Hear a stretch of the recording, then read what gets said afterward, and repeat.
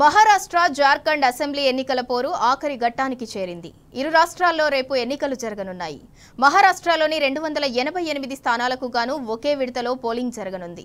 Jharkhand assembly ఎన్నికల రెండో దశలో 38 సీట్ల పోలింగ్కు అన్ని ఏర్పాట్లు పూర్తి చేసింది ఈసీ. మరాఠా నాట 288 స్థానాలకు గాను 4136 మంది అభ్యర్థులు పోటీ చేస్తున్నారు. వీరిలో 2000కు పైగా స్వతంత్ర అభ్యర్థులు ఉన్నారు. మహారాష్ట్రలో మొత్తం 9.5 కోట్లకు పైగా ఓటర్లు ఉండగా 1,186 పోలింగ్ బూత్లను ఏర్పాటు చేసింది ఈసీ. దాదాపు 6 లక్షల ప్రభుత్వ ఉద్యోగులు ఎన్నికల విధుల్లో పాల్గొంటున్నారు.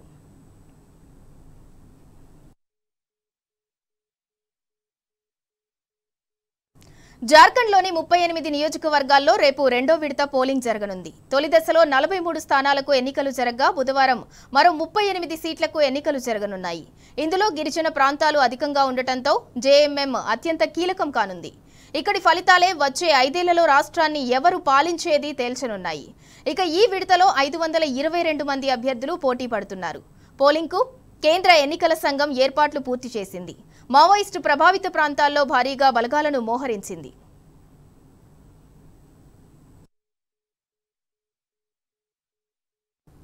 మహారాష్ట్రలో 2 కూటముల మధ్య పోరు హోరాహోరీగా మారింది. మారిన రాజకీయ పరిస్థితుల నేపథ్యంలో అధికార, విపక్ష కూటములు ఈసారి హోరాహోరీగా తలపడుతున్నాయి.